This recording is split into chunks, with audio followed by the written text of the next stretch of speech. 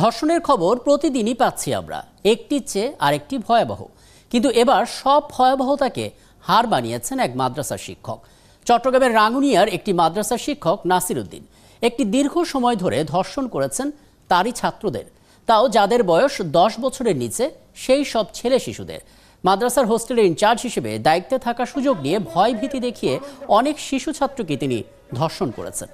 ঘটনা সংক্রান্তে একটি প্রাথমিক অনুসন্ধান বেরিয়েছে এবং সেখানে এসেছে যে কোনো শিশু তার আহ্বানে সাড়া না দিলে তাকে বাধ্য করার জন্য কারণে অকারণে বেধড়ক মারধর করা হতো। যেহেতু সেখানে বেশিরভাগই শিশুই এতিম কিংবা দরিদ্র পরিবার থেকে আসা, শেষ পর্যন্ত তার পক্ষে হুজুরের প্রস্তাবে হাঁ বলা ভিন্ন কোনো উপায় থাকতো না।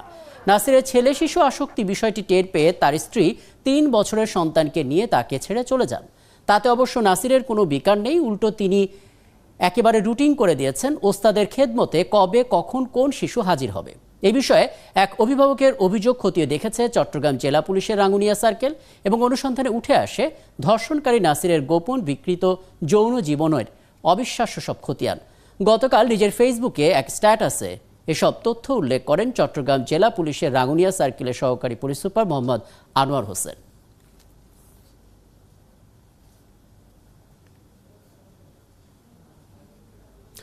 ওদিকে ধর্ষকদের শাস্তির দাবিতে আয়োজন করা লং মার্চে হামলার প্রতিবাদে রাজধানীর শাহবাগ মোড়ে দুপুরে 1.5 ঘন্টা অবরোধ করে রাখে বাম সংগঠনগুলো। অবরোধকারীরা বলেন, ফেনীতে ঢাকা থেকে যাওয়া ধর্ষণ এবং নিপীড়ন বিরোধী লং মার্চে হামলা চালায় সরকার দলীয় সমর্থকরা। তাদের সাথে যুক্ত ছিল স্থানীয় পুলিশ বাহিনী। বর্তমান সরকারকে তারা ধর্ষণকারীদের পৃষ্ঠপোষক বলে মনে করেন।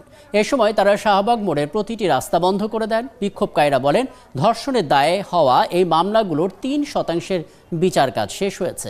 বিচারের দীর্ঘসূত্রিতার কারণে ধর্ষণকারীরা আরও বেপরোয়া হয়ে গেছে বলে মনে করেন তারা।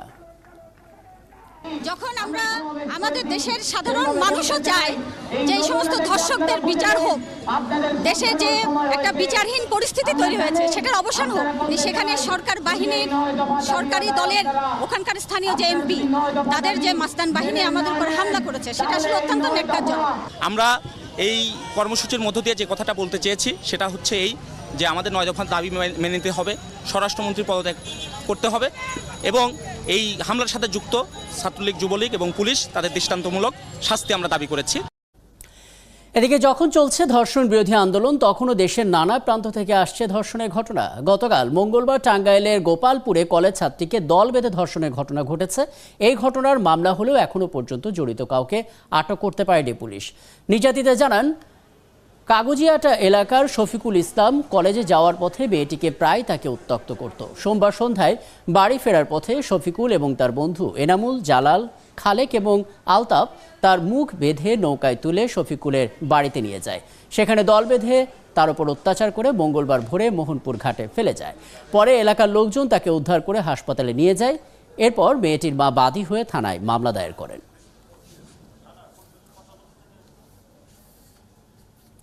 অন্যদিকে একই দিনে গাইবান্ধা সদরের ট্যাংরাজানি এলাকায় 6ষ্ঠ শ্রেণীর এক ছাত্রীকে ধর্ষণের ঘটনা ঘটেছে। প্রতিবেশী লিওন সম্পর্কে মেয়েটির চাচা এবং মেয়েটিকে সেই ধর্ষণ করে। মামলায় অভিযুক্ত লিওনকে এখন আটক করতে পারেনি পুলিশ। বাসার বিদ্যুৎ সংযোগ বিচ্ছিন্ন থাকায় মঙ্গলবার রাতে পাশের বাড়িতে টেলিভিশন দেখতে গিয়েছিল 6ষ্ঠ শ্রেণীর ওই ছাত্রী। মেয়েটি জানান, রাত 8টার দিকে সে বাইরে বের হলে প্রতিবেশী লিওন তার মুখ চেপে ধরে পাশের একটি নির্মাণাধীন ঘরে নিয়ে ধর্ষণ করে। আহত অবস্থায় বাসায় ফিরলে তাকে গাইবান্ধা সদর হাসপাতালে ভর্তি করে স্বজনরা। প্রাথমিকভাবে মেয়েটির অভিযোগ নিশ্চিত করেছেন চিকিৎসক। স্বজনরা আরও জানান, লিওন মেয়েটির সম্পর্কে চাচা হলেও দীর্ঘদিন তাকে বিয়ের প্রলোভন দেখিয়ে নানা অনৈতিক প্রস্তাব দিচ্ছিল। পিছন দিকে এসে গামছা দিয়ে মুখ বাঁধে একটা বাড়িতে নিয়ে যায়। ওই বাড়িতে আমার সাথে ব্যাড কাজ করে তো করছে, তাকে আমিও যা ছেলের হাত ধরছি, পাওয়া যাচ্ছে, ছেলের মায়ের হাত ধরছি। বাড়িতে এরা সবাই মনে করে যে আসে, সবসময় মনে করে যে ডাঙ্গামা সে মনে যে কিছু বললে গলাবাজি, ক্ষমতার জোর দেখায়। এর আগেও ঘটনা ঘটাইছে, সেগুলোর কোনো বিচার পাইনি। ছেলে যদি বিচার হয় তাহলে আরো আমাদের এলাকার ছেলে পেলে খুব সতর্ক হবে।